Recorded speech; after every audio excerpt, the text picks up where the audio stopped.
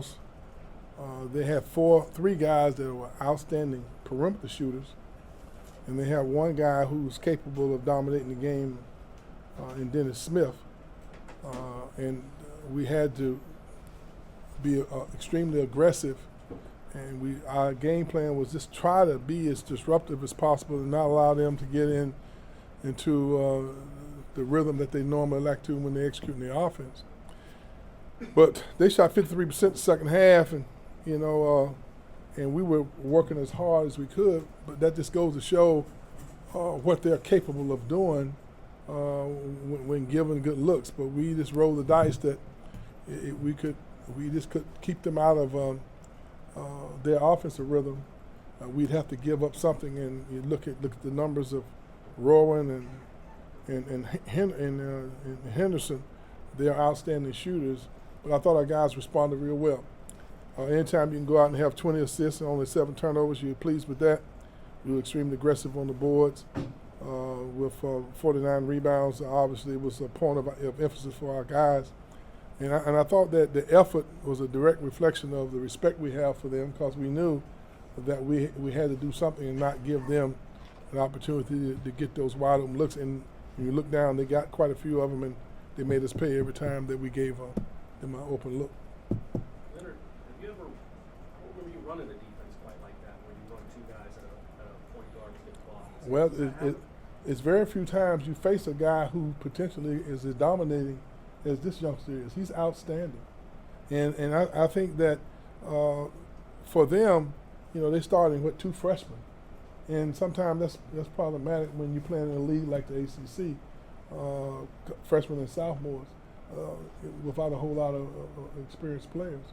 And so we just wanted to try to, take advantage of our little bit of more experience, similar to what people did for us last year. You said yesterday that one of the most underrated aspects of this season has kind of been XRN's defense, and people haven't really paid attention to it. What was your thoughts on his effort tonight? Because it seemed like he was just kind of everywhere disrupting things. It seemed like he was almost shadowing us.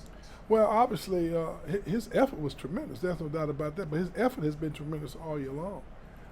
He did a really good job. We've challenged him to be as disruptive as possible. But I thought he had great help from his teammates.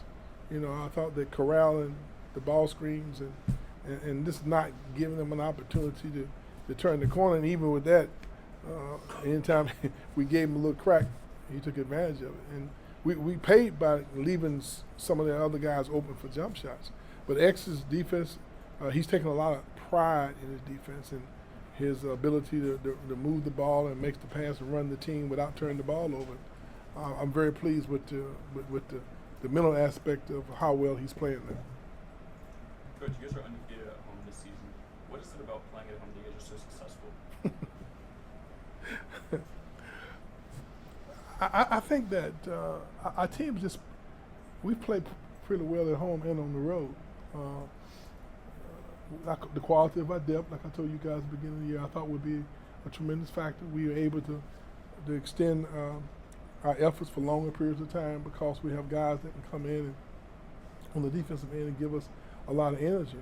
I didn't think that we were quite as connected on the offensive end as I think we potentially can be. I thought we had periods in the game where we should have been driving the ball to the basket or throwing it inside or moving the ball a little better.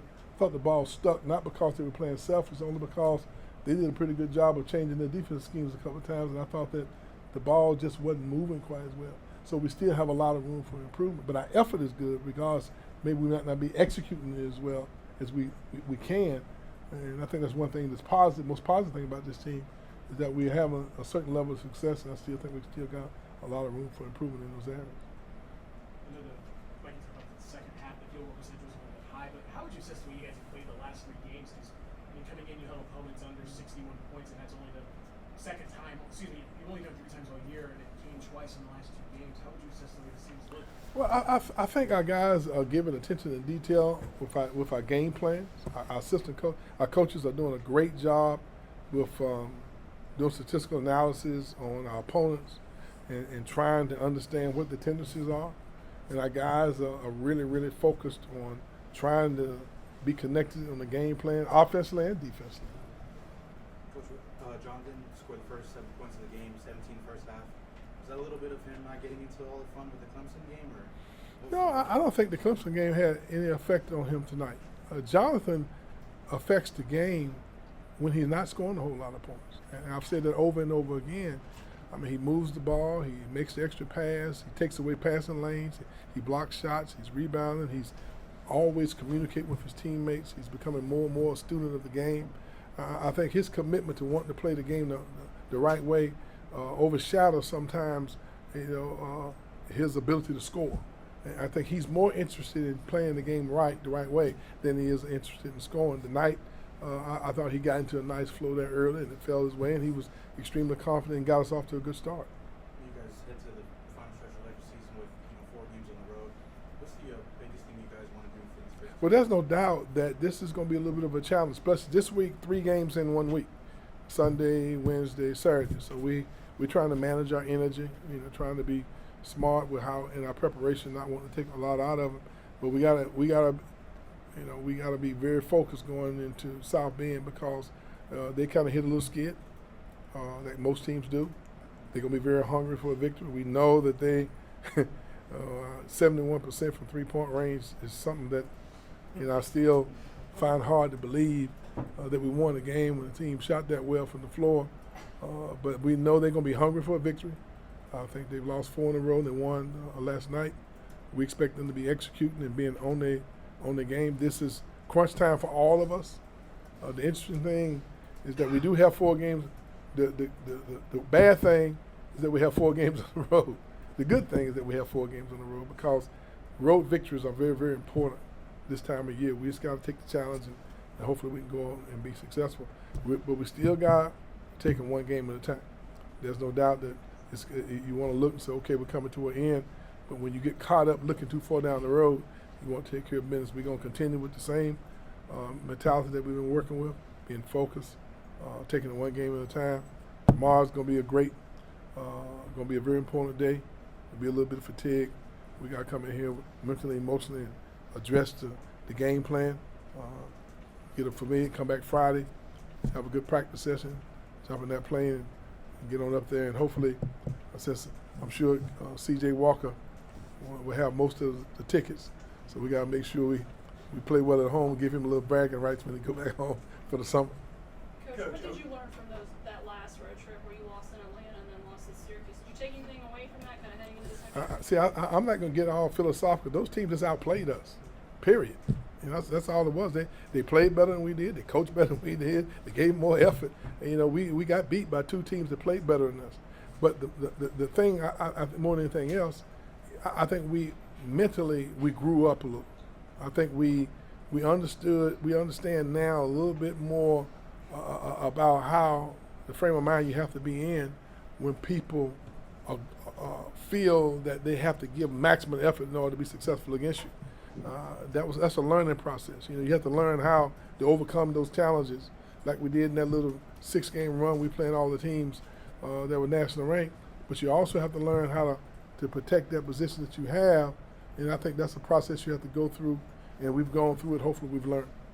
Coach, I think something that's gone a little under the radar is that Ojo last year was shooting just a little over 30% from the free throw line, and this year he's up to over 80%. Can you tell us a little bit about that transition from last year to this year? Well, I think that Ojo is an extremely smart and intelligent youngster. He's committed to doing whatever he has to do in order for us to be successful. He didn't play last year. He was out. He was injured. So he spent a lot of time wanting to improve his free throws. Ojo didn't play very much basketball at all prior to coming to Florida State. He's developed. But it just shows a little bit about his character. He saw that was a weak part of his game. He wanted to overcome it. And I thought that says a lot about him and how hard he worked, the number of hours that he spent trying to improve in those areas. But that's kind of the way he is. I can't say enough about how hard he's worked and how much he's meant to our program, on and off the court. He probably could run for student body president and probably win by a landslide. I think most people, he never meets a stranger. He has time for everybody, and he's a great teammate. And I want his senior year to be something that he'll remember, and he's given a tremendous effort. Can't say enough about it. I think Ojo is a good example of how big FSU's team is this year, and in the nation, really one of the biggest teams in the nation. Can you tell us? And we outscored NC State tonight in the paint. I believe it was 48-28. Can you tell us a little bit about our game in the paint this year? I think that sometimes you put a lot of emphasis on size. You know, I mean, I imagine it's okay if you, size doesn't necessarily have as much effect to do, effect of the game as you might would think that it is. But we do have good size. I think we're effective with it. We did attack the basket off the dribble. We made layups. I think we are capable of getting the ball inside a lot more than we are. Ojo, we got 20 offensive rebounds. We have 21 offensive rebounds tonight. And anytime you get 21 offensive rebounds, you're going to get to the foul line. You're going to have some high percentage shots. We shot what we shoot from the floor. Wow. We shot 53% the second half, only 48 for the game. Probably do a little better than that. Any other questions? All right, thank you very much.